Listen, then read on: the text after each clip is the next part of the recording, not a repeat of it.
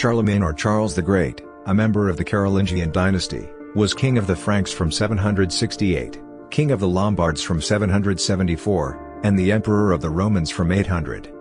Charlemagne succeeded in uniting the majority of Western and Central Europe, and was the first recognized emperor to rule from Western Europe after the fall of the Western Roman Empire around 3 centuries earlier. The expanded Frankish state that Charlemagne founded was the Carolingian Empire. He was canonized by Antipope Paschal III, an act later treated as invalid, and he is now regarded by some as beatified, which is a step on the path to sainthood in the Catholic Church. Charlemagne was the eldest son of Pepin the Short and Bertrada of Laon. He was born before their canonical marriage.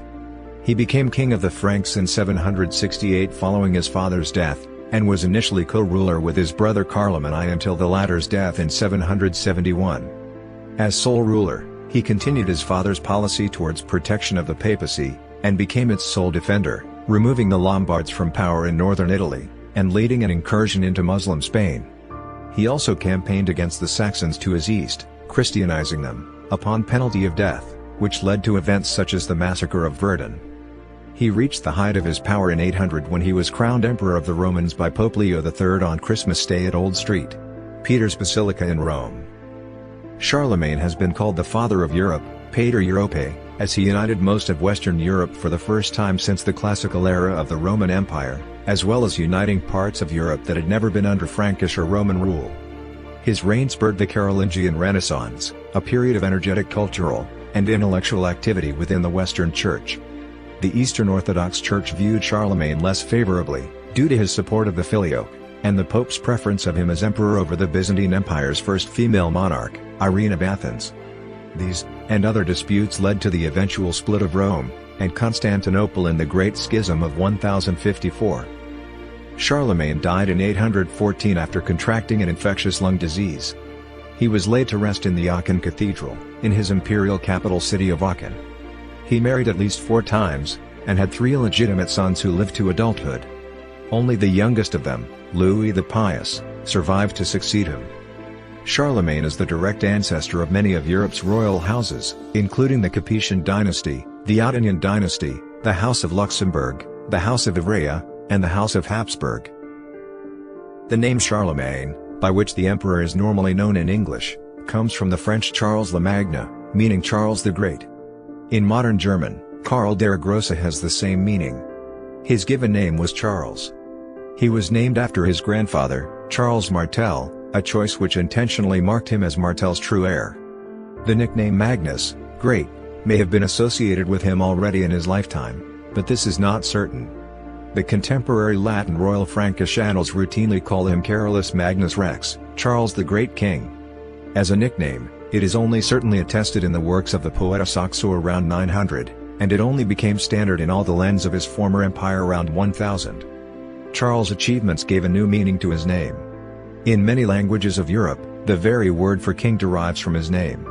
This development parallels that of the name of the Caesars in the original Roman Empire, which became Kaiser, and Tsar, or Tsar, among others. By the 6th century, the Western Germanic tribe of the Franks had been Christianized, due in considerable measure to the Catholic conversion of Clovis I. Francia, ruled by the Merovingians, was the most powerful of the kingdoms that succeeded the Western Roman Empire. Following the Battle of Tertry, the Merovingians declined into powerlessness, for which they have been dubbed the Wafanians, do-nothing kings. Almost all government powers were exercised by their chief officer, the mayor of the palace. In 687, Pepin of Herstal, mayor of the Palace of Austrasia, ended the strife between various kings and their mayors with his victory at Tertry. He became the sole governor of the entire Frankish kingdom. Pepin was the grandson of 2 important figures of the Austrasian kingdom, Saint Arnulf of Metz, and Pepin of London. Pepin of Herstal was eventually succeeded by his son Charles, later known as Charles Martel, Charles the Hammer. After 737, Charles governed the Franks in lieu of a king, and declined to call himself king. Charles was succeeded in 741 by his sons Carloman and Pepin the Short, the father of Charlemagne. In 743, the brothers placed Childeric III on the throne to curb separatism in the periphery. He was the last Merovingian king. Carloman resigned office in 746, preferring to enter the church as a monk. Pepin brought the question of the kingship before Pope Zachary, asking whether it was logical for a king to have no royal power. The Pope handed down his decision in 749, decreeing that it was better for Pepin to be called king, as he had the powers of high office as mayor, so as not to confuse the hierarchy. He, therefore, ordered him to become the true king. In 750, Pepin was elected by an assembly of the Franks, anointed by the archbishop, and then raised to the office of king. The Pope branded Childeric III as the false king, and ordered him into a monastery. The Merovingian dynasty was thereby replaced by the Carolingian dynasty, named after Charles Martel.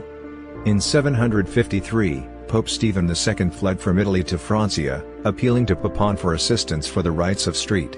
Peter. He was supported in this appeal by Carloman, Charles' brother. In return, the Pope could provide only legitimacy.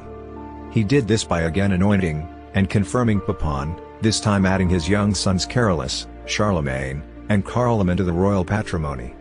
They thereby became heirs to the realm that already covered most of Western Europe. In 754, Pepin accepted the Pope's invitation to visit Italy on behalf of St. Peter's rights, dealing successfully with the Lombards.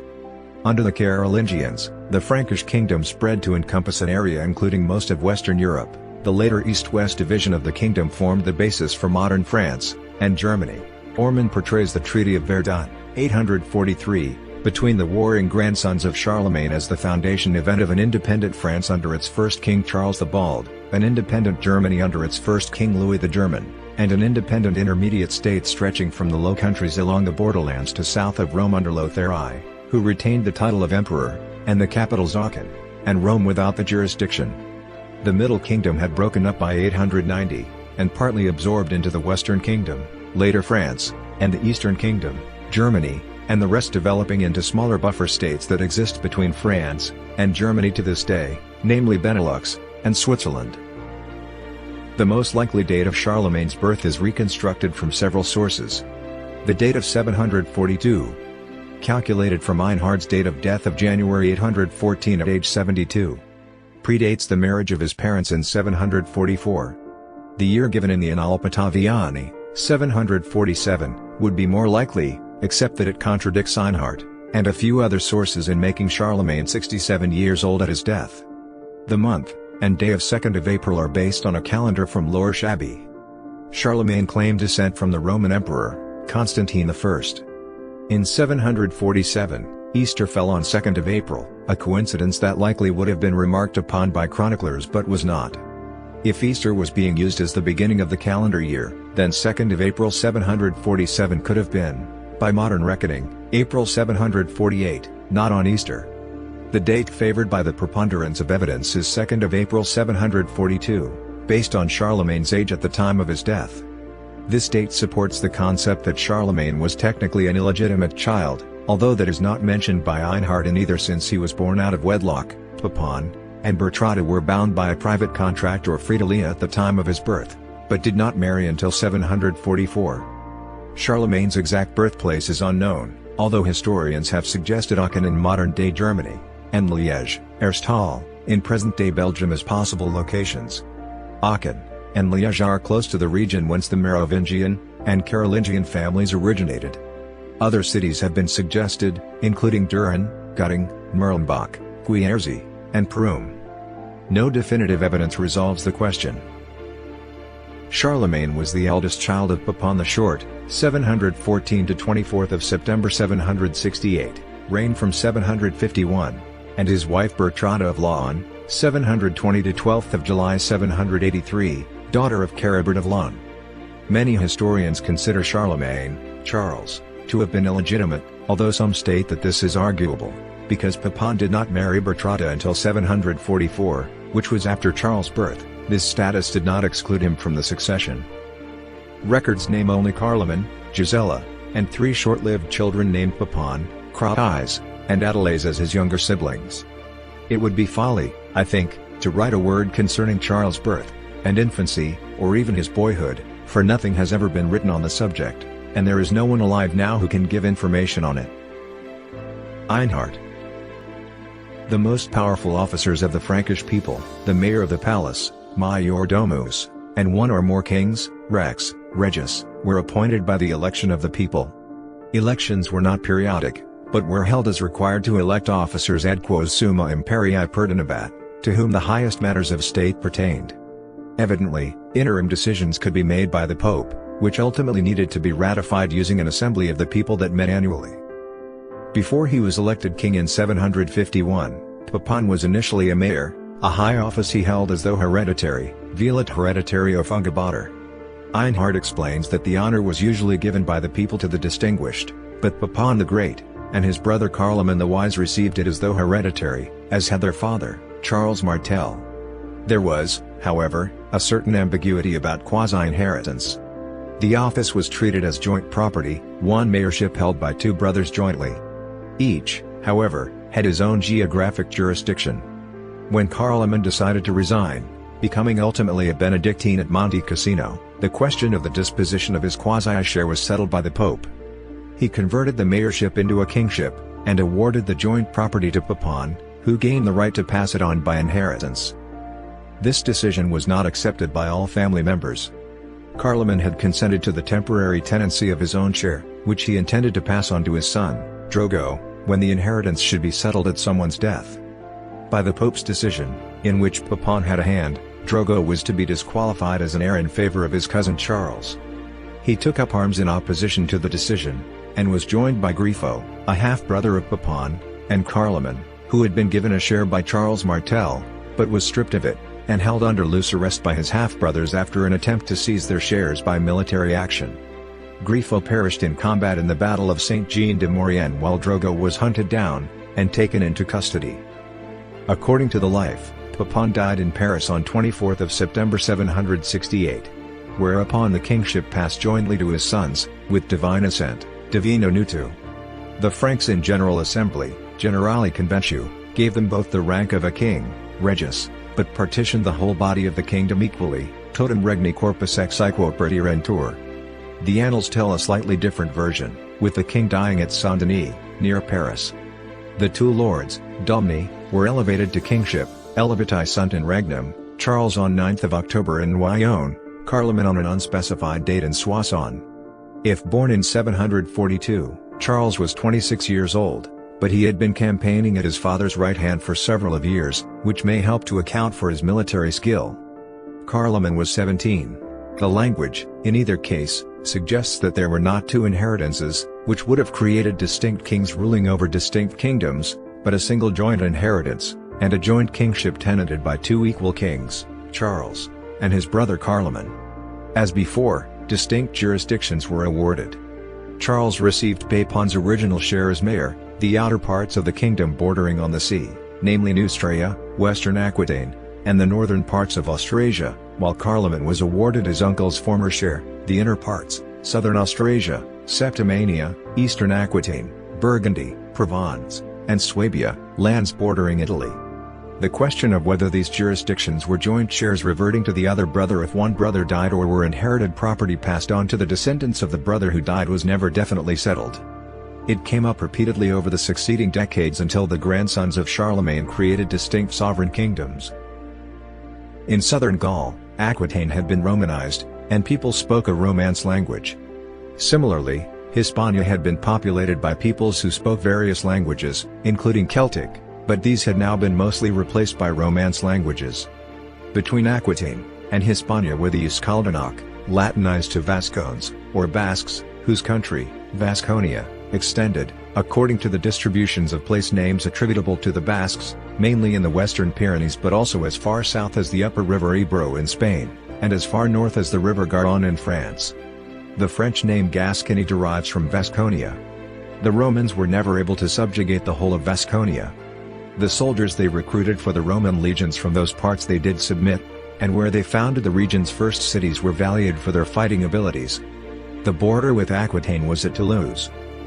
In about 660, the Duchy of Vasconia united with the Duchy of Aquitaine to form a single realm under Felix of Aquitaine, ruling from Toulouse.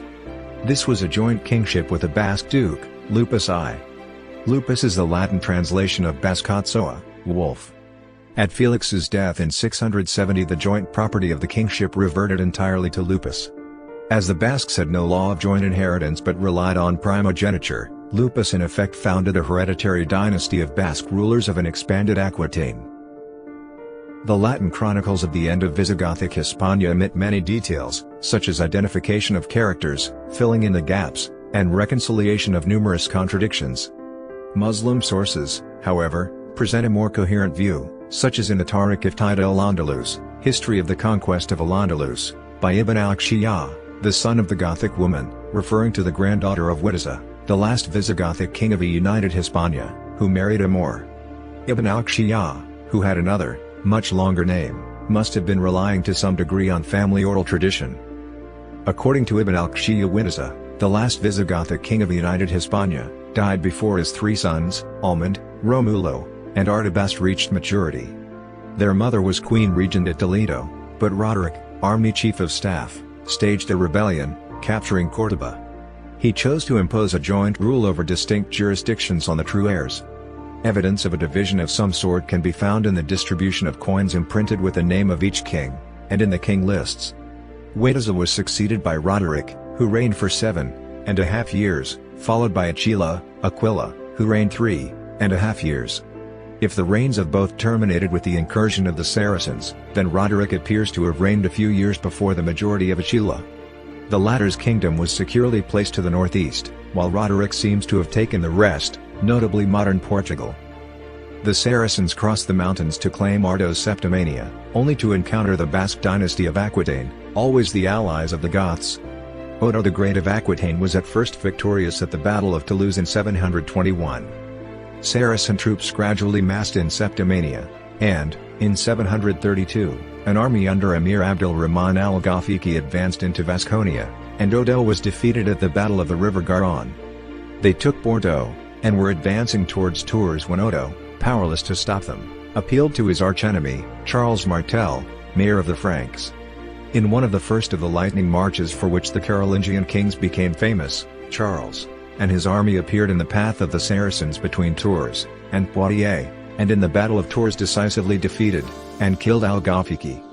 The Moors returned twice more, each time suffering defeat at Charles' hands.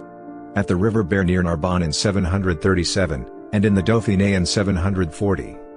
Odo's price for salvation from the Saracens was incorporation into the Frankish kingdom, a decision that was repugnant to him, and also to his heirs.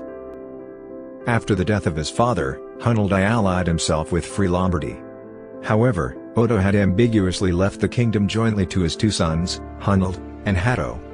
The latter, loyal to Francia, now went to war with his brother over full possession.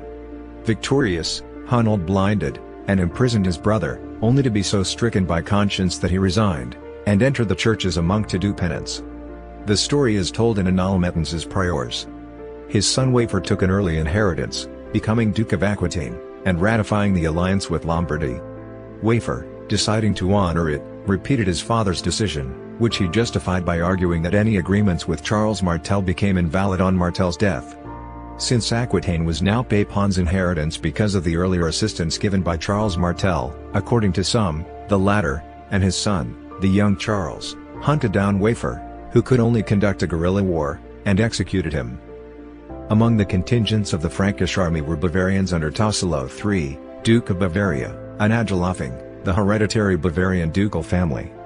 Grifo had installed himself as Duke of Bavaria, but Pepin replaced him with a member of the ducal family yet a child, Tassilo, whose protector he had become after the death of his father.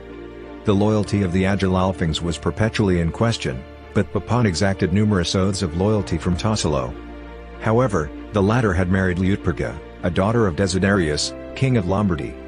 At a critical point in the campaign, Tassilo left the field with all his Bavarians. Out of reach of Pepin, he repudiated all loyalty to Francia. Pepin had no chance to respond as he grew ill, and died within a few weeks after Wafer's execution. The first event of the brothers' reign was the uprising of the Aquitanians and Gascons in 769, in that territory split between the two kings. 1 year earlier, Pepin had finally defeated Wafer, Duke of Aquitaine, after waging a destructive, 10-year war against Aquitaine. Now, Hunald II led the Aquitanians as far north as Angoulême. Charles met Carloman, but Carloman refused to participate, and returned to Burgundy. Charles went to war, leading an army to Bordeaux. where he built a fortified camp on the Mount at Fronsac. Hunald was forced to flee to the court of Duke Lupus II of Gascony. Lupus, fearing Charles, turned Hunald over in exchange for peace, and Hunald was put in a monastery. Gascon lords also surrendered, and Aquitaine and Gascony were finally fully subdued by the Franks. The brothers maintained lukewarm relations with the assistance of their mother Bertrada, but in 770 Charles signed a treaty with Duke Tassilo III of Bavaria, and married a Lombard princess, commonly known today as Desiderata, the daughter of King Desiderius, to surround Carloman with his own allies. Though Pope Stephen III first opposed the marriage with the Lombard princess, he found little to fear from a Frankish-Lombard alliance. Less than a year after his marriage, Charlemagne repudiated Desiderata, and married a 13-year-old Swabian named Hildegard. The repudiated Desiderata returned to her father's court at Pavia. Her father's wrath was now aroused, and he would have gladly allied with Carloman to defeat Charles. Before any open hostilities could be declared, however, Carloman died on 5 December 771, apparently of natural causes. Carloman's widow Gerberga fled to Desiderius' court with her sons for protection. Charlemagne had 18 children with 7 of his 10 known wives or concubines. Nonetheless, he had only 4 legitimate grandsons, the 4 sons of his 4th son, Louis. In addition, he had a grandson, Bernard of Italy, the only son of his 3rd son, Pepin of Italy, who was illegitimate but included in the line of inheritance. Among his descendants are several royal dynasties, including the Habsburg and Capetian dynasties. By consequence, most if not all established European noble families ever since can genealogically trace some of their background to Charlemagne.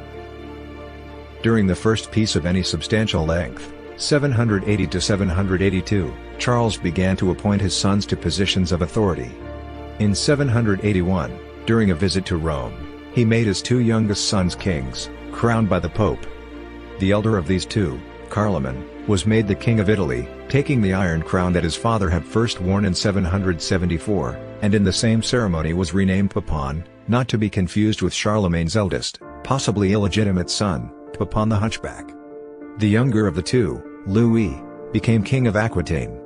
Charlemagne ordered Pepin and Louis to be raised in the customs of their kingdoms, and he gave their regents some control of their sub-kingdoms, but kept the real power, though he intended his sons to inherit their realms.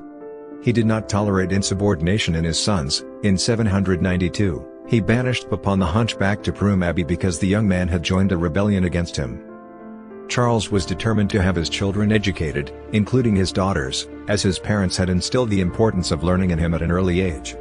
His children were also taught skills in accord with their aristocratic status, which included training in riding, and weaponry for his sons, and embroidery, spinning, and weaving for his daughters.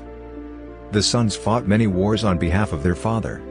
Charles was mostly preoccupied with the Bretons, whose border he shared, and who insurrected on at least 2 occasions, and were easily put down. He also fought the Saxons on multiple occasions. In 805, and 806, he was sent into the Böhmerwald, modern Bohemia, to deal with the Slavs living there, Bohemian tribes, ancestors of the modern Czechs. He subjected them to Frankish authority, and devastated the valley of the Elbe, forcing tribute from them. Pepin had to hold the Avar and Beneventan borders, and fought the Slavs to his north.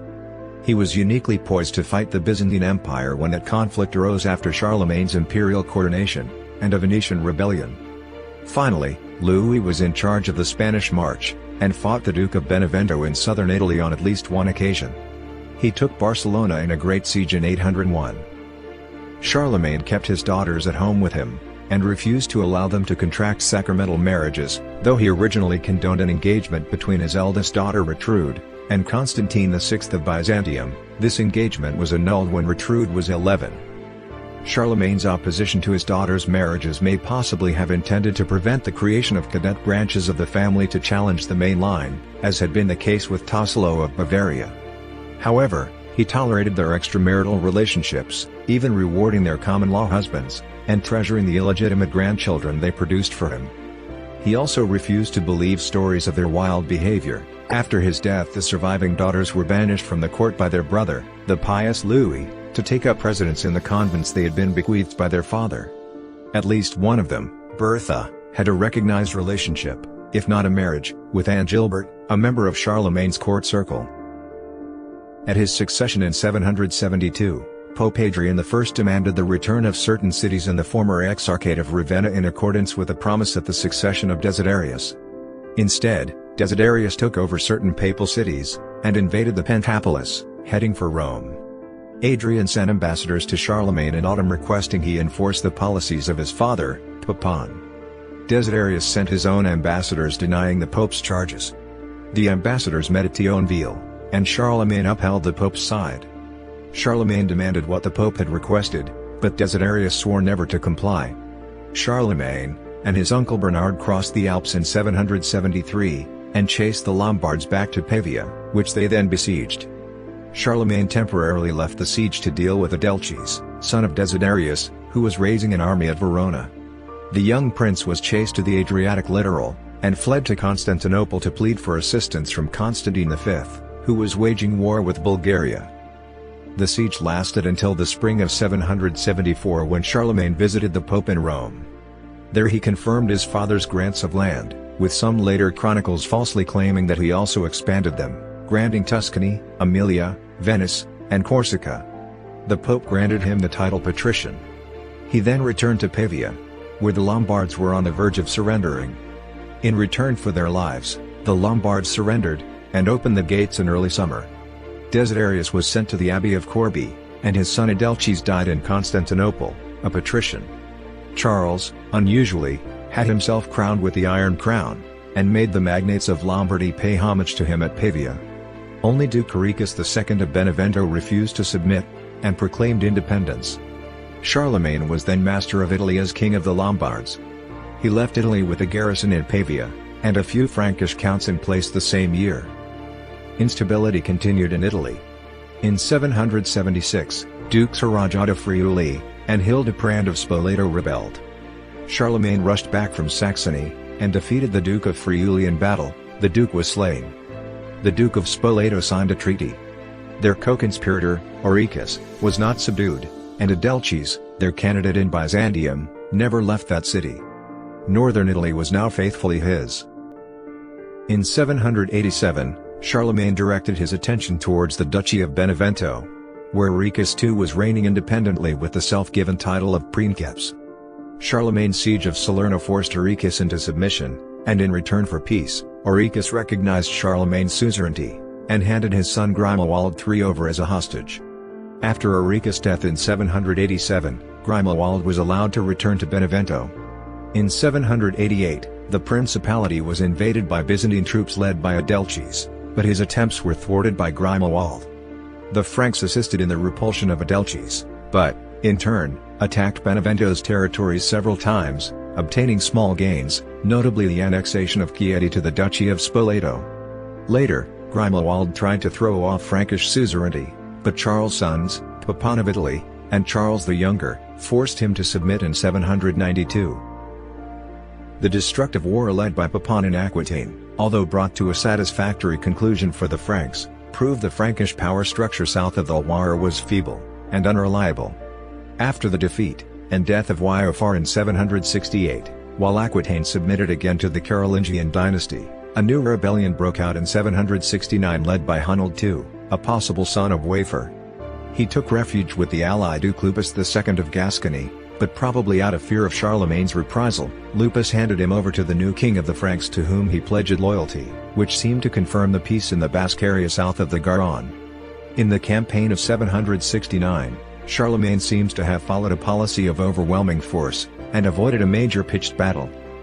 Wary of new Basque uprisings, Charlemagne seems to have tried to contain Duke Lupus's power by appointing Seguin as the Count of Bordeaux, 778, and other counts of Frankish background in bordering areas, Toulouse, county of Fezensac. The Basque Duke, in turn, seems to have contributed decisively or schemed the Battle of Roncesvalles Pass, referred to as Basque treachery.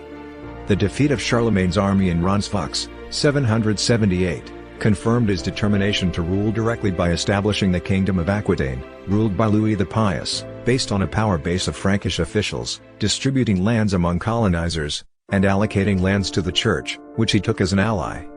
A Christianization program was put in place across the High Pyrenees, 778. The new political arrangement for Vasconia did not sit well with local lords. As of 788, Odoric was fighting and capturing Corson, Carolingian Count of Toulouse. He was eventually released, but Charlemagne, enraged at the compromise, decided to depose him, and appointed his trustee William of Laon. William, in turn, fought the Basques, and defeated them after banishing Odoric, 790. From 781, Pallars, Ribagorza, to 806, Pamplona under Frankish influence, taking the county of Toulouse for a power base, Charlemagne asserted Frankish authority over the Pyrenees by subduing the southwestern marches of Toulouse, 790, and establishing vassal counties on the southern Pyrenees that were to make up the Marca Hispanica. As of 794, a Frankish vassal, the Basque lord Belasco, Al-Galashki, the Gaul, ruled Alava, but Pamplona remained under Cordovan and local control up to 806. Belasco and the counties in the Marca Hispanica provided the necessary base to attack the Andalusians, an expedition led by William Count of Toulouse, and Louis the Pious to capture Barcelona in 801. Events in the Duchy of Vasconia, rebellion in Pamplona, Count overthrown in Aragon, Duke Seguin of Bordeaux deposed, uprising of the Basque lords, etc., were to prove it ephemeral upon Charlemagne's death. According to the Muslim historian Ibn al-Athir, the Diet of Paderborn had received the representatives of the Muslim rulers of Saragossa, Girona, Barcelona, and Huesca. Their masters had been cornered in the Iberian Peninsula by Abd ar-Rahman I, the Umayyad emir of Cordova. These Saracen, Moorish, and Muwallad rulers offered their homage to the king of the Franks in return for military support. Seeing an opportunity to extend Christendom, and his own power, and believing the Saxons to be a fully conquered nation, Charlemagne agreed to go to Spain. In 778, he led the Neustrian army across the western Pyrenees, while the Austrasians, Lombards, and Burgundians passed over the eastern Pyrenees. The armies met at Saragossa, and Charlemagne received the homage of the Muslim rulers, Sulayman al-Arabi, and Kazman ibn Yusuf, but the city did not fall for him. Indeed, Charlemagne faced the toughest battle of his career. The Muslims forced him to retreat, so he decided to go home, as he could not trust the Basques, whom he had subdued by conquering Pamplona. He turned to leave Iberia, but as his army was crossing back through the pass of Roncesvalles, one of the most famous events of his reign occurred. The Basques attacked, and destroyed his rearguard, and baggage train. The Battle of Roncesvalles Pass, though less a battle than a skirmish, left many famous dead, including the Seneschal Eghard, the Count of the Palace Anselm, and the Warden of the Breton March, Roland, inspiring the subsequent creation of the Song of Roland, La Chanson de Roland, regarded as the first major work in the French language. The conquest of Italy brought Charlemagne in contact with the Saracens who, at the time, controlled the Mediterranean. Charlemagne's eldest son, Pepin the Hunchback, was much occupied with Saracens in Italy. Charlemagne conquered Corsica and Sardinia at an unknown date, and in 799 the Balearic Islands. The islands were often attacked by Saracen pirates, but the Counts of Genoa and Tuscany, Boniface, controlled them with large fleets until the end of Charlemagne's reign. Charlemagne even had contact with the Caliphal court in Baghdad. In 797, or possibly 801, the Caliph of Baghdad, Harun al-Rashid, presented Charlemagne with an Asian elephant named Abullah Abbas, and a clock. In Hispania, the struggle against the Moors continued unabated throughout the latter half of his reign. Louis was in charge of the Spanish border. In 785, his men captured Girona permanently, and extended Frankish control into the Catalan littoral for the duration of Charlemagne's reign. The area remained nominally Frankish until the Treaty of Corbeil in 1258. The Muslim chiefs in the northeast of Islamic Spain were constantly rebelling against Cordovan authority, and they often turned to the Franks for help. The Frankish border was slowly extended until 795, when Girona, Cardona, Osona, and Urgell were united into the new Spanish March, within the old Duchy of Septimania. In 797, Barcelona, the greatest city of the region, fell to the Franks when Zaid, its governor, rebelled against Cordova, and, failing, handed it to them. The Umayyad authority recaptured it in 799. However, Louis of Aquitaine marched the entire army of his kingdom over the Pyrenees, and besieged it for 2 years, wintering there from 800 to 801, when it capitulated. The Franks continued to press forward against the emir. They probably took Tarragona, and forced the submission of Tortosa in 809. The last conquest brought them to the mouth of the Ebro, and gave them raiding access to Valentia, prompting the Emir al-Hakami to recognize their conquests in 813. Charlemagne was engaged in almost constant warfare throughout his reign, often at the head of his elite Skara bodyguard squadrons. In the Saxon Wars, spanning 30 years, and 18 battles, he conquered Saxonia, and proceeded to convert it to Christianity. The Germanic Saxons were divided into 4 subgroups in 4 regions. Nearest to Austrasia was Westphalia, and farthest away was Eastphalia. Between them was Hungria, and north of these 3, at the base of the Jutland Peninsula, was Nordalbingia. In his first campaign, in 773, Charlemagne forced the Hungarians to submit, and cut down an Irminsul pillar near Paderborn. The campaign was cut short by his first expedition to Italy. He returned in 775, marching through Westphalia, and conquering the Saxon fort at Sigeberg. He then crossed Hungria, where he defeated the Saxons again. Finally, in Eastphalia, he defeated a Saxon force, and its leader Hesse converted to Christianity. Charlemagne returned through Westphalia, leaving encampments at Sigeberg, and Eresburg, which had been important Saxon bastions. He then controlled Saxony with the exception of Nordalbingia, but Saxon resistance had not ended. Following his subjugation of the Dukes of Friuli and Spoleto, Charlemagne returned rapidly to Saxony in 776, where rebellion had destroyed his fortress at Eresburg. The Saxons were once again defeated, but their main leader, Widukind, escaped to Denmark, his wife's home. Charlemagne built a new camp at Karlstadt. In 777, he called a national diet at Paderborn to integrate Saxony fully into the Frankish kingdom. Many Saxons were baptized as Christians. In the summer of 779, he again invaded Saxony, and reconquered Eastphalia, Hungria, and Westphalia. At a diet near Lippe, he divided the land into missionary districts, and himself assisted in several mass baptisms, 780. He then returned to Italy, and, for the first time, the Saxons did not immediately revolt. Saxony was peaceful from 780 to 782. He returned to Saxony in 782, and instituted a code of law, and appointed counts, both Saxon and Frank. The laws were draconian on religious issues. For example, the Capitulatio de Partibus Saxoniae prescribed death to Saxon pagans who refused to convert to Christianity. This led to renewed conflict. That year, in autumn, Widukind returned, and led a new revolt. In response, at Verden in Lower Saxony, Charlemagne is recorded as having ordered the execution of 4,500 Saxon prisoners by beheading, known as the Massacre of Verden, Verdener Blutgericht. The killings triggered 3 years of renewed bloody warfare. During this war, the East Frisians between the Lauwers and the Weser joined the Saxons in revolt, and were finally subdued. The war ended with Widukind accepting baptism. The Frisians afterwards asked for missionaries to be sent to them, and a bishop of their own nation, Ludger, was sent. Charlemagne also promulgated a law code, the Lex Frisionum, as he did for most subject peoples. Thereafter, the Saxons maintained the peace for 7 years, but in 792 Westphalia again rebelled. The Eastphalians and Nordalbingians joined them in 793, but the insurrection was unpopular, and was put down by 794. An Hungarian rebellion followed in 796, but the presence of Charlemagne, Christian Saxons, and Slavs quickly crushed it. The last insurrection occurred in 804, more than 30 years after Charlemagne's first campaign against them, but also failed. According to Einhard, the war that had lasted so many years was at length ended by their acceding to the terms offered by the king, which were renunciation of their national religious customs, and the worship of devils, acceptance of the sacraments of the Christian faith and religion, and union with the Franks to form one people.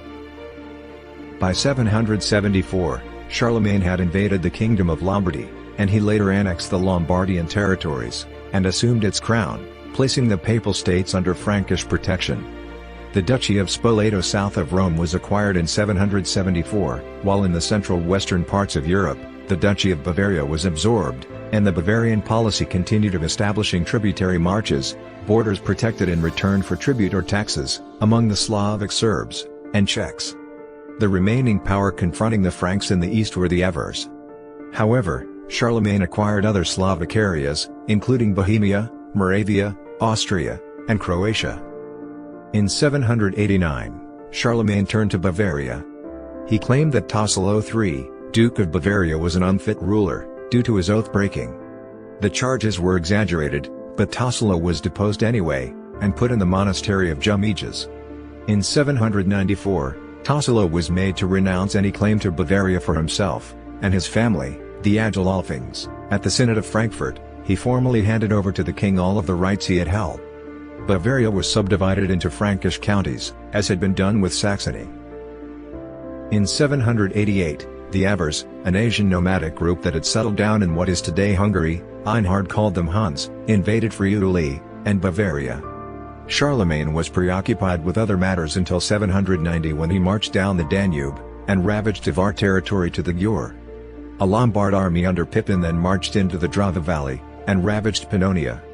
The campaigns ended when the Saxons revolted again in 792. For the next 2 years, Charlemagne was occupied, along with the Slavs, against the Saxons. Pepin and Duke Eric of Friuli continued, however, to assault the Avars' ring-shaped strongholds. The Great Ring of the Avars, their capital fortress, was taken twice.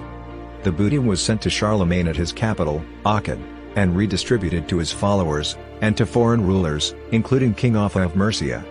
Soon the Avar Teutones had lost the will to fight, and traveled to Aachen to become vassals to Charlemagne, and to become Christians. Charlemagne accepted their surrender, and sent one native chief, baptized Abraham, back to Avaria with the ancient title of Kagan. Abraham kept his people in line, but in 800, the Bulgarians under Khan Krum attacked the remains of the Avar state. In 803, Charlemagne sent a Bavarian army into Pannonia, defeating and bringing an end to the Avar Confederation. In November of the same year, Charlemagne went to Regensburg, where the Avar leaders acknowledged him as their ruler. In 805, the Avar Kagan, who had already been baptized, went to Aachen to ask permission to settle with his people southeastward from Vienna. The Trans-Danubian territories became integral parts of the Frankish realm, which was abolished by the Magyars in 899–900. In 789, in recognition of his new pagan neighbors, the Slavs, Charlemagne marched an Austrasian Saxon army across the Elbe into Obotride territory. The Slavs ultimately submitted, led by their leader Whitsun. Charlemagne then accepted the surrender of the Veleti under Dragovit, and demanded many hostages. He also demanded permission to send missionaries into this pagan region unmolested. The army marched to the Baltic before turning around, and marching to the Rhine, winning much booty with no harassment. The tributary Slavs became loyal allies. In 795, when the Saxons broke the peace, the Abatrites and Veleti rebelled with their new ruler against the Saxons. Whitsun died in battle, and Charlemagne avenged him by harrying the Eastphalians on the Elbe. Thrasyuko, his successor, led his men to conquest over the Nordalbingians, and handed their leaders over to Charlemagne, who honored him. The Abatrites remained loyal until Charles' death, and fought later against the Danes. When Charlemagne incorporated much of Central Europe, he brought the Frankish state face to face with the Avars and Slavs in the southeast. The most southeast Frankish neighbors were Croats, who settled in Lower Pannonia and Duchy of Croatia. While fighting the Avars, the Franks had called for their support. During the 790s, he won a major victory over them in 796. Duke Vojnamr of Lower Pannonia aided Charlemagne, and the Franks made themselves overlords over the Croats of northern Dalmatia, Slavonia, and Pannonia. The Frankish commander Eric of Friuli wanted to extend his dominion by conquering the literal Croat duchy. During that time, Dalmatian Croatia was ruled by Duke Vizislav of Croatia. In the Battle of Trsat, the forces of Eric fled their positions, and were routed by the forces of Vizislav. Eric was among those killed, which was a great blow for the Carolingian Empire. Charlemagne also directed his attention to the Slavs to the west of the Avar Khaganate, the Carantanians, and Carniolans.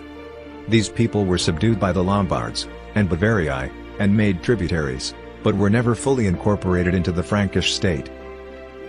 In 799, Pope Leo III had been assaulted by some of the Romans, who tried to put out his eyes and tear out his tongue.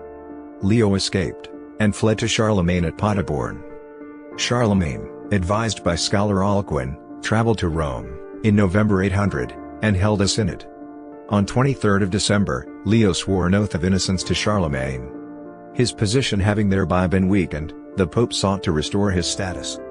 2 days later, at Mass, on Christmas Day, 25th of December, when Charlemagne knelt at the altar to pray, the Pope crowned him Imperator Romanorum, Emperor of the Romans, in St. Peter's Basilica.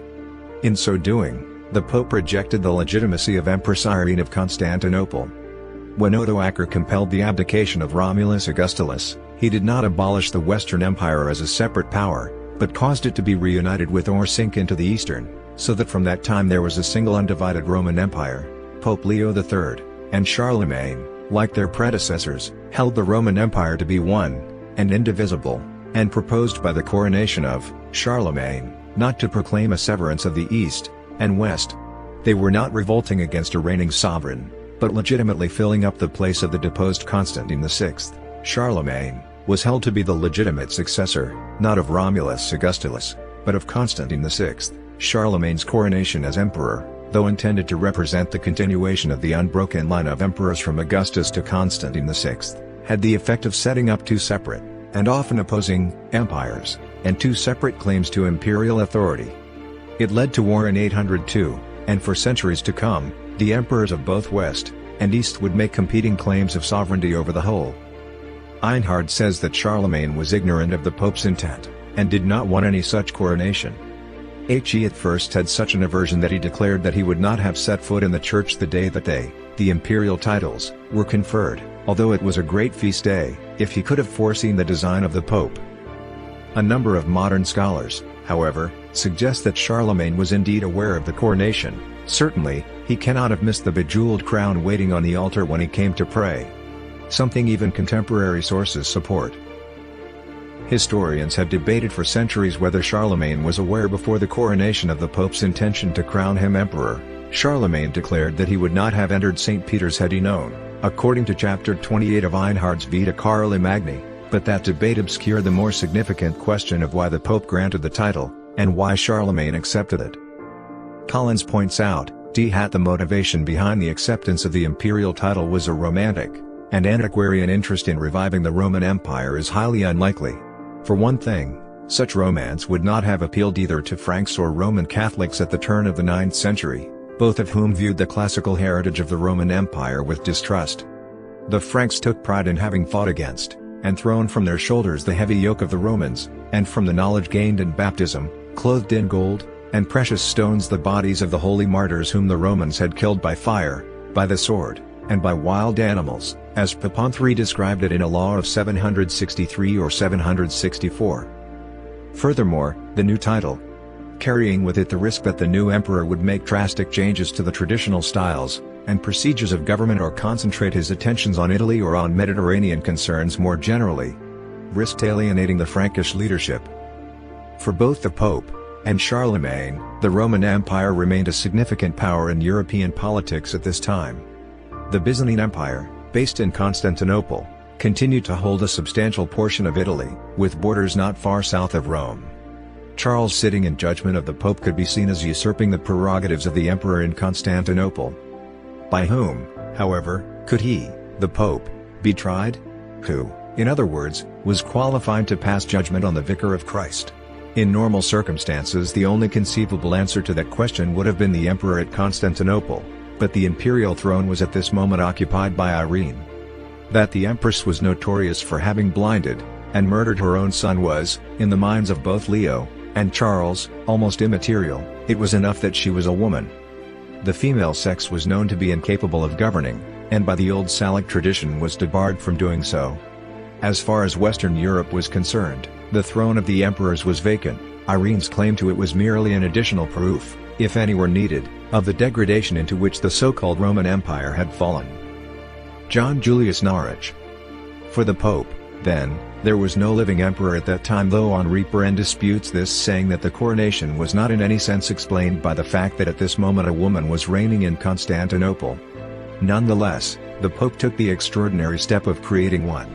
The papacy had since 727 been in conflict with Irene's predecessors in Constantinople over a number of issues, chiefly the continued Byzantine adherence to the doctrine of iconoclasm, the destruction of Christian images, while from 750, the secular power of the Byzantine Empire in central Italy had been nullified. By bestowing the imperial crown upon Charlemagne, the Pope arrogated to himself the right to appoint the Emperor of the Romans, establishing the imperial crown as his own personal gift but simultaneously granting himself implicit superiority over the emperor whom he had created.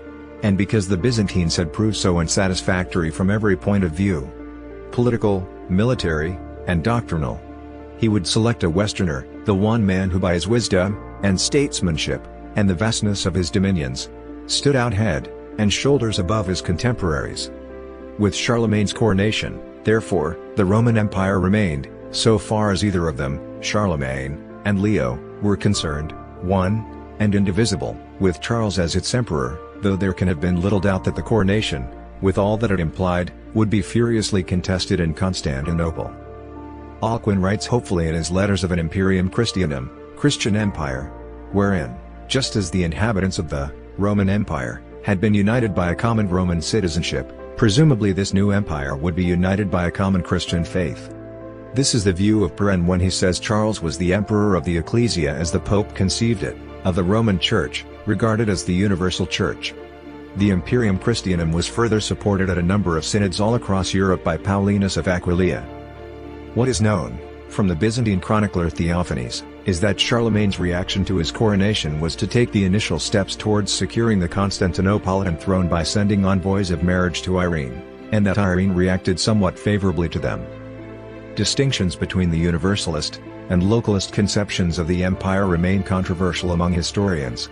According to the former, the empire was a universal monarchy, a commonwealth of the whole world, whose sublime unity transcended every minor distinction, and the emperor was entitled to the obedience of Christendom. According to the latter, the emperor had no ambition for universal dominion, his realm was limited in the same way as that of every other ruler, and when he made more far-reaching claims his object was normally to ward off the attacks either of the Pope or of the Byzantine emperor. According to this view, also, the origin of the empire is to be explained by specific local circumstances rather than by overarching theories. According to Onsorge, for a long time, it had been the custom of Byzantium to designate the German princes as spiritual sons of the Romans. What might have been acceptable in the 5th century had become provoking and insulting to the Franks in the 8th century. Charles came to believe that the Roman emperor, who claimed to head the world hierarchy of states, was, in reality, no greater than Charles himself, a king as other kings, since beginning in 629 he had entitled himself Basileus, translated literally as king. Onsorge finds it significant that the chief wax seal of Charles, which bore only the inscription, Christa, protege Carolam Regum Francorum, Christ, protect Charles, king of the Franks, was used from 772 to 813, even during the imperial period, and was not replaced by a special imperial seal, indicating that Charles felt himself to be just the king of the Franks. Finally, Onsorge points out that in the spring of 813 at Aachen Charles crowned his only surviving son, Louis, as the emperor without recourse to Rome with only the acclamation of his Franks. The form in which this acclamation was offered was Frankish Christian rather than Roman. This implies both independence from Rome, and a Frankish, non-Roman, understanding of empire. Mayer Harding argues that the imperial title was Charlemagne's face-saving offer to incorporate the recently conquered Saxons. Since the Saxons did not have an institution of kingship for their own ethnicity, claiming the right to rule them as king of the Saxons was not possible. Hence, it is argued, Charlemagne used the supra-ethnic imperial title to incorporate the Saxons, which helped to cement the diverse peoples under his rule. Charlemagne used these circumstances to claim that he was the renewer of the Roman Empire, which had declined under the Byzantines. In his official charters, Charles preferred the style Carolus Serenissimus Augustus Adeo Coronatus Magnus Pacificus Imperator Romanum Governans Imperium, Charles, most serene Augustus crowned by God, the great, peaceful emperor ruling the Roman Empire, to the more direct Imperator Romanorum, Emperor of the Romans. The title of emperor remained in the Carolingian family for years to come, but divisions of territory, and infighting over supremacy of the Frankish state weakened its significance. The papacy itself never forgot the title nor abandoned the right to bestow it. When the family of Charles ceased to produce worthy heirs, the Pope gladly crowned whichever Italian magnate could best protect him from his local enemies. The empire would remain in continuous existence for over a millennium, as the Holy Roman Empire, a true imperial successor to Charles. The iconoclasm of the Byzantine Isaurian dynasty was endorsed by the Franks. The Second Council of Nicaea reintroduced the veneration of icons under Empress Irene. The council was not recognized by Charlemagne since no Frankish emissaries had been invited, even though Charlemagne ruled more than 3 provinces of the classical Roman Empire, and was considered equal in rank to the Byzantine emperor. And while the Pope supported the reintroduction of the iconic veneration, he politically digressed from Byzantium. He certainly desired to increase the influence of the papacy, to honor his savior Charlemagne, and to solve the constitutional issues then most troubling to European jurists in an era when Rome was not in the hands of an emperor. Thus, Charlemagne's assumption of the imperial title was not a usurpation in the eyes of the Franks or Italians. It was, however, seen as such in Byzantium, where it was protested by Irene, and her successor Nicephorus I, neither of whom had any great effect in enforcing their protests. The East Romans, however, still held several territories in Italy: Venice, what was left of the Exarchate of Ravenna, Reggio, in Calabria, Otranto, in Apulia, and Naples, the Ducatus Neapolitanus. These regions remained outside of Frankish hands until 804, when the Venetians, torn by infighting, transferred their allegiance to the Iron Crown of Pepin, Charles' son. The Pax Nicephori ended. Nicephorus ravaged the coasts with a fleet, initiating the only instance of war between the Byzantines and the Franks. The conflict lasted until 810, when the pro-Byzantine party in Venice gave their city back to the Byzantine emperor, and the 2 emperors of Europe made peace. Charlemagne received the Istrian peninsula, and in 812 the Emperor Michael I Rangabi recognized his status as emperor, although not necessarily as emperor of the Romans. After the conquest of Nord-Albingia, the Frankish frontier was brought into contact with Scandinavia. The pagan Danes, a race almost unknown to his ancestors, but destined to be only too well known to his sons as Charles Oman described them, inhabiting the Jutland Peninsula, had heard many stories from Widukind and his allies who had taken refuge with them about the dangers of the Franks, and the fury which their Christian king could direct against pagan neighbors. In 808, the king of the Danes, Godfred, expanded the vast Danevirk across the Isthmus of Schleswig. This defense, last employed in the Danish-Prussian War of 1864, was at its beginning a 30 kilometers, 19 miles, long earthenwork rampart. The Danevirk protected Danish land, and gave Godfred the opportunity to harass Frisia and Flanders with pirate raids. He also subdued the Frank-allied Veleti, and fought the Abatrites. Godfred invaded Frisia, joked of visiting Aachen, but was murdered before he could do any more, either by a Frankish assassin or by one of his own men. Godfred was succeeded by his nephew Hemming, who concluded the Treaty of Hylien with Charlemagne in late 811. In 813, Charlemagne called Louis the Pious, king of Aquitaine, his only surviving legitimate son, to his court. There Charlemagne crowned his son as co-emperor, and sent him back to Aquitaine. He then spent the autumn hunting before returning to Aachen on 1st of November. In January, he fell ill with pleurisy. In deep depression, mostly because many of his plans were not yet realized, he took to his bed on 21st of January, and as Einhard tells it, he died January 28th, the 7th day from the time that he took to his bed, at 9 o'clock in the morning, after partaking of the Holy Communion, in the 72nd year of his age, and the 47th of his reign. He was buried that same day, in Aachen Cathedral. The earliest surviving Planktisch, the Planktisch Debitu Carloli, was composed by monk of Bobbio, which he had patronized. A later story, told by Otho of Lomello, count of the palace at Aachen in the time of Emperor Otto III, would claim that he and Otto had discovered Charlemagne's tomb. Charlemagne, they claimed, was seated upon a throne, wearing a crown, and holding a scepter, his flesh almost entirely incorrupt. In 1165, Emperor Frederick I reopened the tomb again, and placed the emperor in a sarcophagus beneath the floor of the cathedral. In 1215 Emperor Frederick II reinterred him in a casket made of gold and silver known as the Karlskrone. Charlemagne's death emotionally affected many of his subjects, particularly those of the literary clique who had surrounded him at Aachen. An anonymous monk of Bobbio lamented, "From the lands where the sun rises to western shores, people are crying and wailing. The Franks, the Romans, all Christians, are stung with mourning and great worry. The young and old, glorious nobles, all lament the loss of their Caesar. The world laments the death of Charles. O Christ, you who govern the heavenly host, grant a peaceful place to Charles in your kingdom. Alas for miserable me." Louis succeeded him as Charles had intended.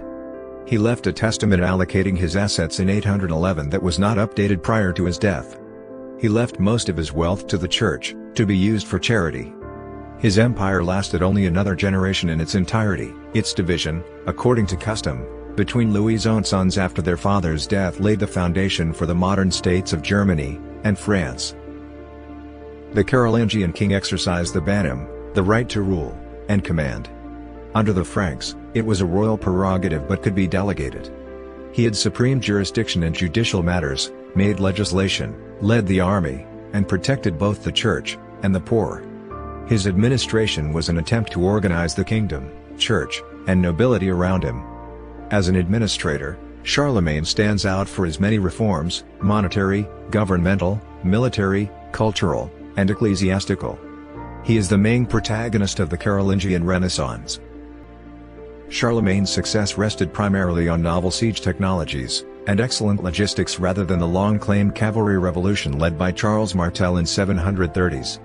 However, the stirrup, which made the shock cavalry lance charge possible, was not introduced to the Frankish kingdom until the late 8th century.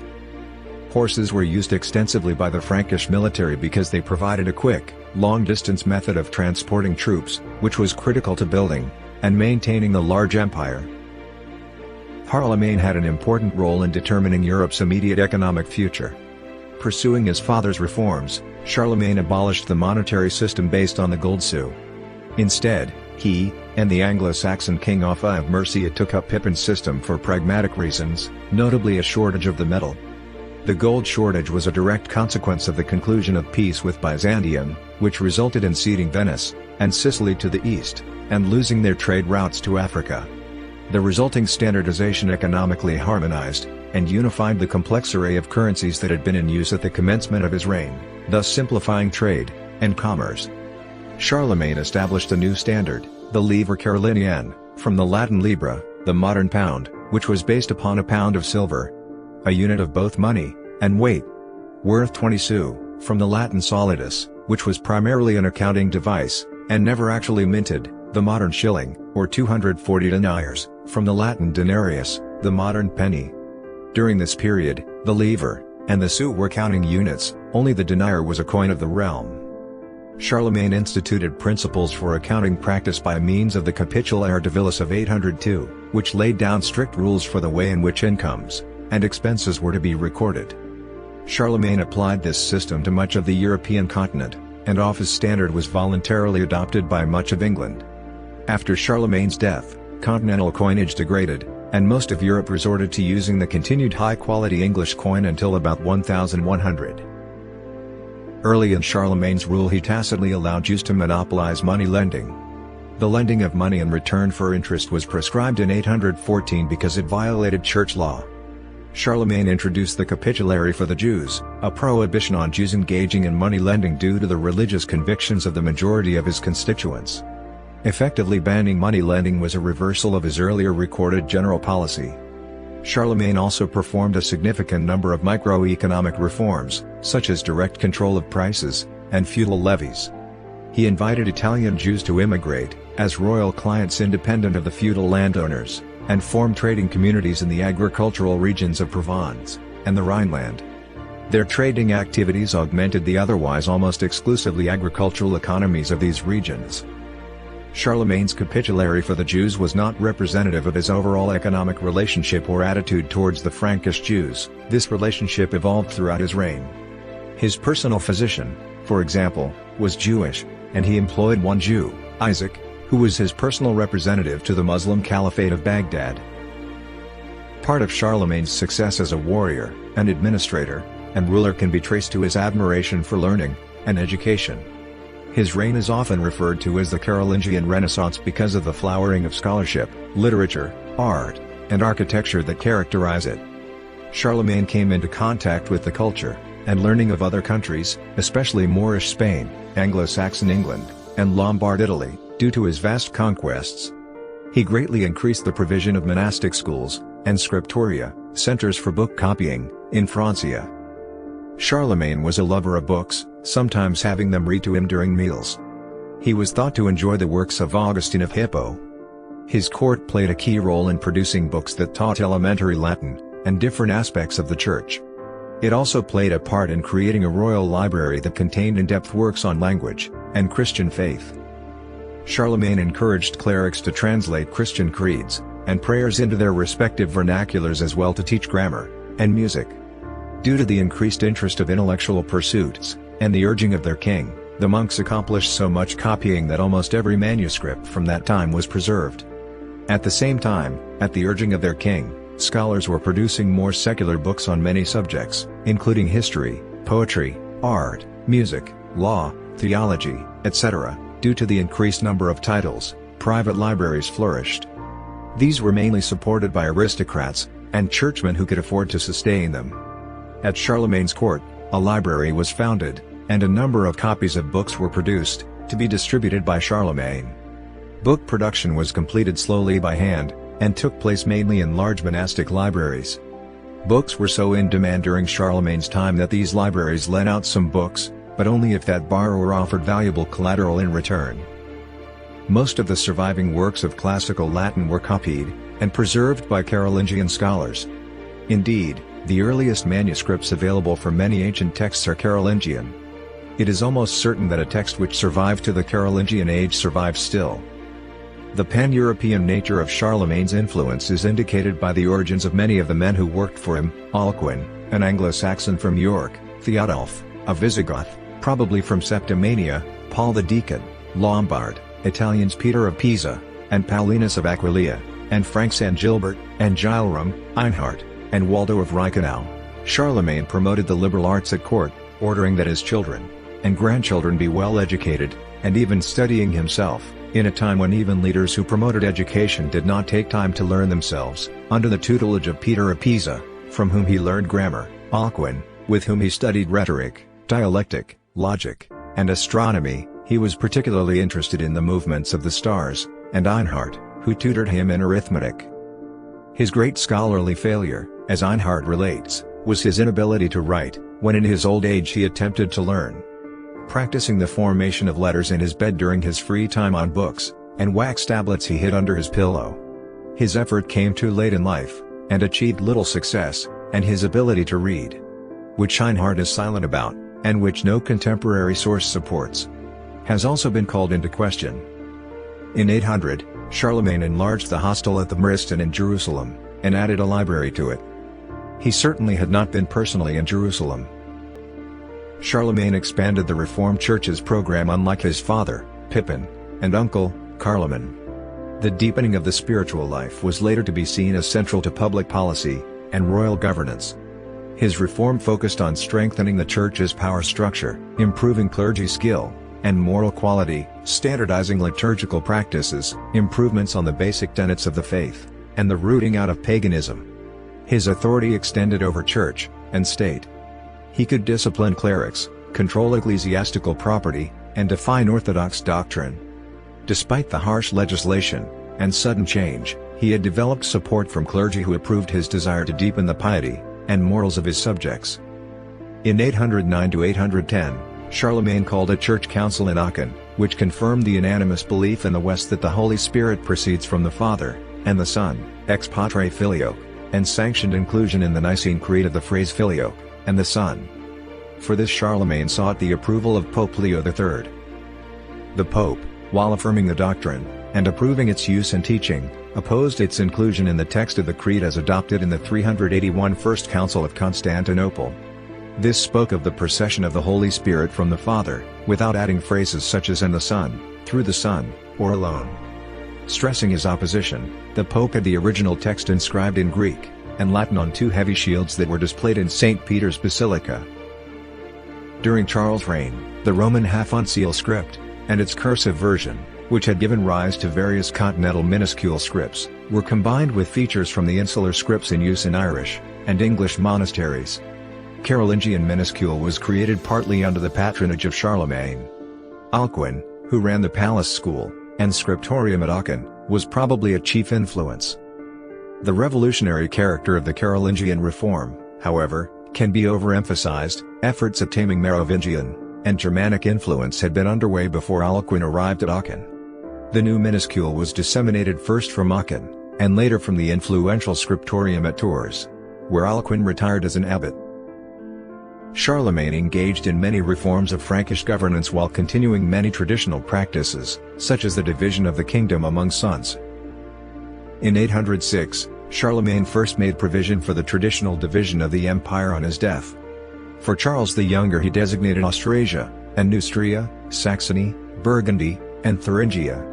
To Pepin, he gave Italy, Bavaria, and Swabia. Louis received Aquitaine, the Spanish March, and Provence. The imperial title was not mentioned, which led to the suggestion that, at that particular time, Charlemagne regarded the title as an honorary achievement that held no hereditary significance. Pepin died in 810, and Charles in 811. Charlemagne then reconsidered the matter, and in 813, crowned his youngest son, Louis, co-emperor, and co-king of the Franks, granting him a half-share of the empire, and the rest upon Charlemagne's own death. The only part of the empire that Louis was not promised was Italy, which Charlemagne specifically bestowed upon Pepin's illegitimate son Bernard. Einhard tells in his 24th chapter, Charles was temperate in eating, and particularly so in drinking, for he abominated drunkenness in anybody, much more in himself, and those of his household, but he could not easily abstain from food, and often complained that fasts injured his health. He very rarely gave entertainments, only on great feast days, and then to large numbers of people. His meals ordinarily consisted of 4 courses, not counting the roast, which his huntsmen used to bring in on the spit. He was more fond of this than of any other dish. While at table, he listened to reading or music. The subjects of the readings were the stories and deeds of olden time. He was fond, too, of St. Augustine's books, and especially of the one titled The City of God. Charlemagne threw grand banquets and feasts for special occasions such as religious holidays, and 4 of his weddings. When he was not working, he loved Christian books, horseback riding, swimming, bathing in natural hot springs with his friends and family, and hunting. Franks were well known for horsemanship and hunting skills. Charles was a light sleeper, and would stay in his bedchambers for entire days at a time due to restless nights. During these days, he would not get out of bed when a quarrel occurred in his kingdom, instead summoning all members of the situation into his bedroom to be given orders. Einhard tells again in the 24th chapter, in summer after the midday meal, he would eat some fruit, drain a single cup, put off his clothes and shoes, just as he did for the night, and rest for 2 or 3 hours. He was in the habit of awaking and rising from bed 4 or 5 times during the night. Charlemagne probably spoke a Rhenish Franconian dialect. He also spoke Latin, and had at least some understanding of Greek, according to Einhard. Greek Amveromelius in elegir qua pronunciare potera, he could understand Greek better than he could speak it. The largely fictional account of Charlemagne's Iberian campaigns by Pseudo-Turpin, written some 3 centuries after his death, gave rise to the legend that the king also spoke Arabic. Charlemagne's personal appearance is known from a good description by Einhard after his death in the biography Vita Carlomanni. Einhard states, "He was heavily built, sturdy, and of considerable stature, although not exceptionally so, since his height was 7 times the length of his own foot.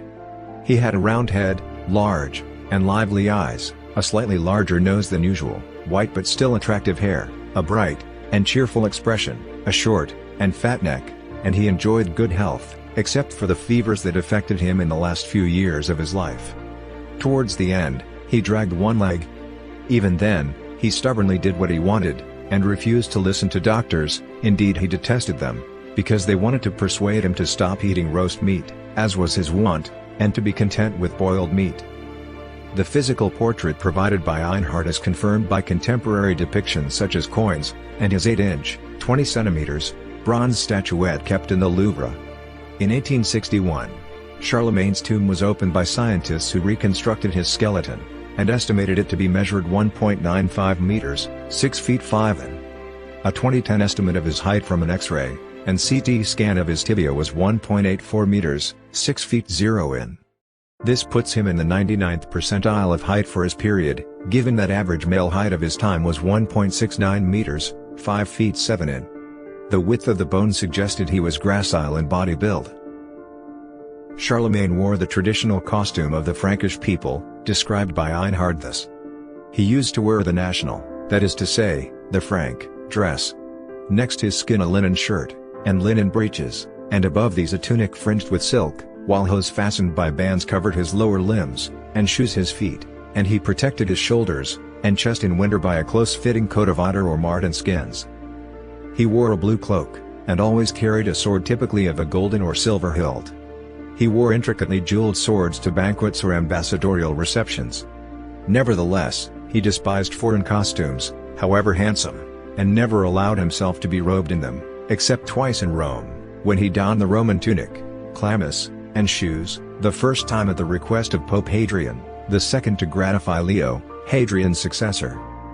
On great feast days, he wore embroidery and jewels on his clothing and shoes. He had a golden buckle for his cloak on such occasions, and would appear with his great diadem, but he despised such apparel according to Einhard, and usually dressed like the common people. Charlemagne had residences across his kingdom, including numerous private estates that were governed in accordance with the Capitulare Civilis. A 9th century document detailing the inventory of an estate at Asnapium listed amounts of livestock, plants, and vegetables, and kitchenware including cauldrons, drinking cups, brass kettles, and firewood. The manor contained 17 houses built inside the courtyard for nobles and family members, and was separated from its supporting villas. Charlemagne was revered as a saint in the Holy Roman Empire, and some other locations after the 12th century. The Apostolic See did not recognize his invalid canonization by Antipope Paschal III, done to gain the favor of Frederick Barbarossa in 1165. The Apostolic See annulled all of Pascal's ordinances at the Third Lateran Council in 1179. He is not enumerated among the 28 saints named Charles in the Roman Martyrology. His beatification has been acknowledged as cultus confirmed, and is celebrated on 28th of January. The author of the Visio Carolinae written around 865 uses facts gathered apparently from Einhard, and his own observations on the decline of Charlemagne's family after the Dissensions War, 840–43, as the basis for a visionary tale of Charles meeting with a prophetic spectre in a dream. Charlemagne was a model knight as one of the 9 worthies who enjoyed an important legacy in European culture. One of the great medieval literary cycles, the Charlemagne cycle or the Matter of France, centers on his deeds.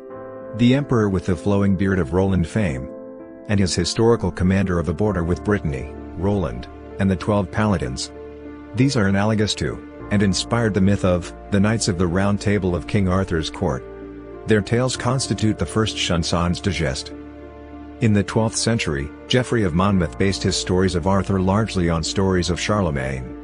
During the 100 Years' War in the 14th century, there was considerable cultural conflict in England, where the Norman rulers were aware of their French roots, and identified with Charlemagne. Anglo-Saxon natives felt more affinity for Arthur, whose own legends were relatively primitive. Therefore, storytellers in England adapted legends of Charlemagne and his 12 peers to the Arthurian tales. In the Divine Comedy, the spirit of Charlemagne appears to Dante in the heaven of Mars, among the other warriors of the faith. Charlemagne's capitularies were quoted by Pope Benedict XIV in his apostolic constitution provide us against Freemasonry, for in no way are we able to understand how they can be faithful to us, who have shown themselves unfaithful to God, and disobedient to their priests. Charlemagne appears in Adelchi, the second tragedy by Italian writer Alessandro Manzoni, first published in 1822. In 1867, an equestrian statue of Charlemagne was made by Louis Gihotte, and was inaugurated in 1868 on the Boulevard de Roye in Liège. In the niches of the Neo-Roman pedestal are 6 statues of Charlemagne's ancestors, Saint Bega, Pepin d'Arstal, Charles Martel, Bertrade, Pepin de Landen, and Pepin le Bref. The north wall frieze in the courtroom of the Supreme Court of the United States depicts Charlemagne as a legal reformer. The city of Aachen has, since 1949, awarded an international prize, called the Karlspreis der Stadt Aachen, in honor of Charlemagne. It is awarded annually to personages of merit who have promoted the idea of Western unity by their political, economic, and literary endeavors. Winners of the prize include Richard von Coudenhove-Kalergi, the founder of the Pan-European movement, Alcide de Gasperi, and Winston Churchill. In its national anthem, El Gran Carloman I, the microstate of Andorra credits Charlemagne with its independence. In 1964, young French singer France Gall released the hit song Sacré Charlemagne, in which the lyrics blame the great king for imposing the burden of compulsory education on French children. Charlemagne is quoted by Dr. Henry Jones, Sr., in Indiana Jones and the Last Crusade. After using his umbrella to induce a flock of seagulls to smash through the glass cockpit of a pursuing German fighter plane, Henry Jones remarks, "I suddenly remembered my Charlemagne, let my armies be the rocks, and the trees, and the birds in the sky." Despite the quote's popularity since the movie, there is no evidence that Charlemagne actually said this. A 2010 episode of Chi discussed the mathematics completed by Mark Humphreys that calculated that all modern Europeans are highly likely to share Charlemagne as a common ancestor. See most recent common ancestor. The Economist featured a weekly column entitled Charlemagne, focusing generally on European affairs, and, more usually, and specifically, on the European Union, and its politics. Actor and singer Christopher Lee's symphonic metal concept album Charlemagne, By the Sword, and the Cross, and its heavy metal follow-up Charlemagne, The Omens of Death feature the events of Charlemagne's life.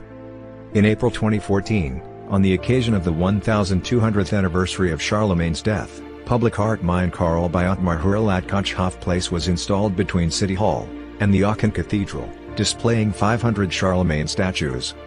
Charlemagne features as a playable character in the 2014 Charlemagne expansion for the Grand Strategy video game Crusader Kings 2.